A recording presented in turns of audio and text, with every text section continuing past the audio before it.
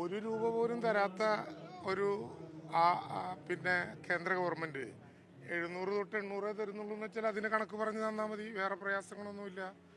എങ്ങനെയാണ് ഈ കണക്ക് തെറ്റാണെന്ന് വാദിക്കുന്നത്? എനിക്കത് മനസ്സിലായില്ല. എവിടെ നിന്നാണ് ഈ വിവരം ലഭ്യമായത് എന്ന് മനസ്സിലായില്ല. അങ്ങനെ എന്തെങ്കിലും പ്രശ്നമുണ്ടെങ്കിൽ ഇതൊരു ഭരണഘടന അംഗീകരിക്കുന്ന രാജ്യമാണല്ലോ.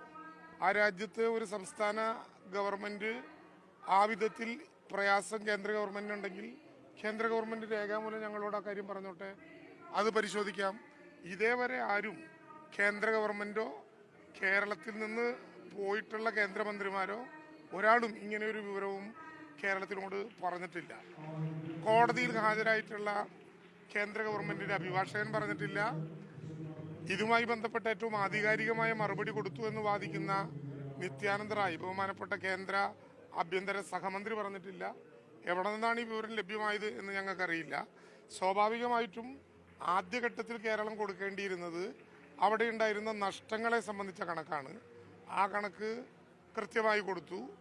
അതിനുശേഷം ആഗസ്റ്റ് 14 ശേഷം നിശ്ചയിച്ചനുസരിച്ച് PDNA, post disaster need assessment, അതും കേരള ഗവൺമെൻറ് കൊടുത്തു. കേരള ഗവൺമെൻറ് കൊടുത്ത കണക്കിൽ ഒരു തെറ്റുമുള്ളതായിട്ട് ഞങ്ങൾക്കാർക്കും ഇതുവരെ മനസ്സിലായിട്ടില്ല. കേരളത്തിനോട് പറയട്ടെ, കേരളം അക്കാര്യത്തിൽ ഏതാണ് അവർ പറയുന്നതെങ്കിൽ അത് പരിശോധിക്കാം. പക്ഷേ ഏറ്റവും പ്രധാനപ്പെട്ട പ്രശ്നം ഈ കണക്കിലെ കളികളെക്കുറിച്ച് പറയുന്നതല്ലാതെ ഇന്നേ വരെ പരിശോധിച്ച മെമ്മോറാണ്ടത്തിൽ എത്രയാണ് തരാൻ കഴിയുക എന്നൊരു ആശയവിനിമയം നടത്തിയിട്ടില്ല. കേന്ദ്രവും കേരളവും രണ്ട് വിധത്തിൽ നിൽക്കുന്ന ശത്രു രാജ്യങ്ങളൊന്നുമല്ലല്ലോ, ഒരു ഭരണഘടനയുടെ ഭാഗമല്ലേ.